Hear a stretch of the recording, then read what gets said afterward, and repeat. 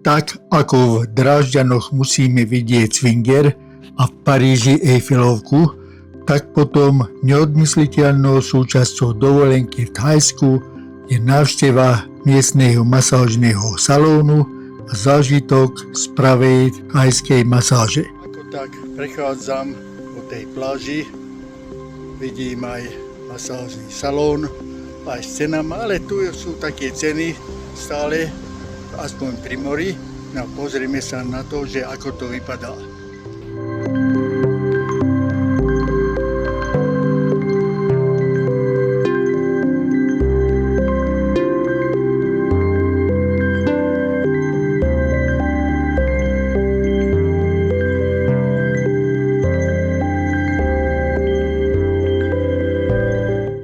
Thajsko je svetovo vyhľadávanou destináciou práve preto, že ponúka dokonalú kombináciu zážitkov a thajská masáž patrí k tým najvýnimočnejším.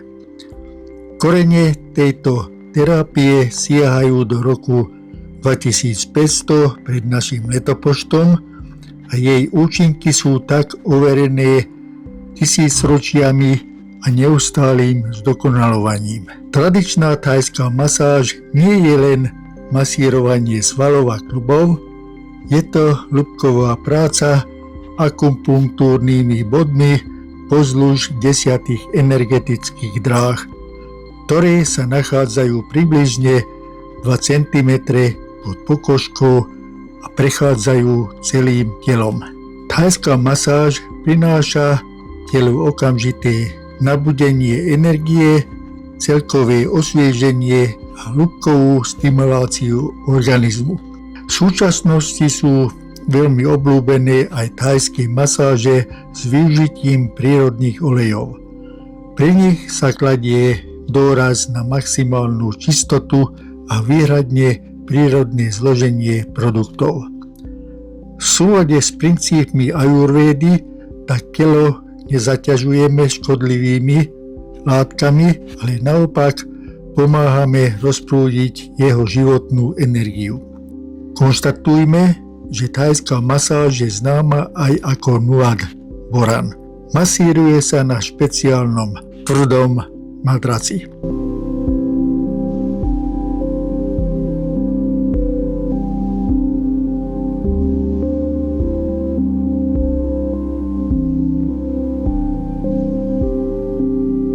Rytmickým stlačením svalov na nohách otvára tok energie do celého tela. Masér okrem dlaní používa aj lakte a aj chodidlá. Keď sú už nohy uvoľnené, pozornosť sa presúva na chrbát a ramená.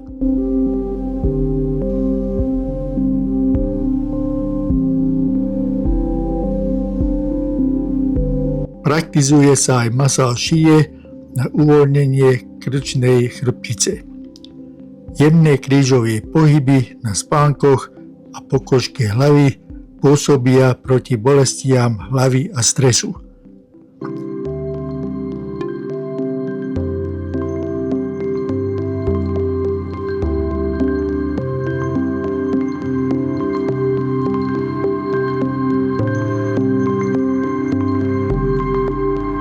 Masírujú sa aj jednotlivé prsty, dlane pre celkové uvoľnenie napätia. Hoci thajská masáž je liečivá, odporúča sa masáži vyhnúť pri vysokom stupni osteoporózy, pri krčových žilách, pri horúčke a pri vysokom krvnom tlaku.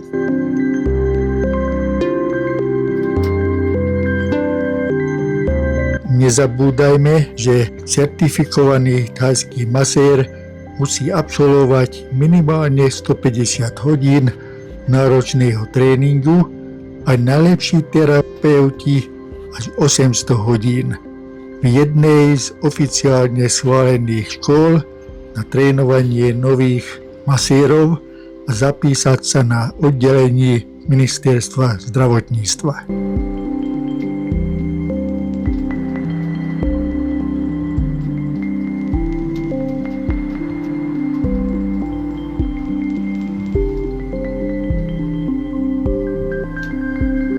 Užitočná rada je pre každého, aby si vybral salón s modrým certifikátom a s fotkou maséra.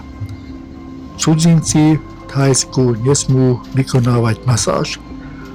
Vďaka univerzálnosti, nespochybniteľnému zdravotnému benefitu, ktorý táto metóda vykazuje už celé stáročia, bola v roku 2019 tradičná thajská masáž zapísaná na list nehmotného kultúrneho dedičstva UNESCO.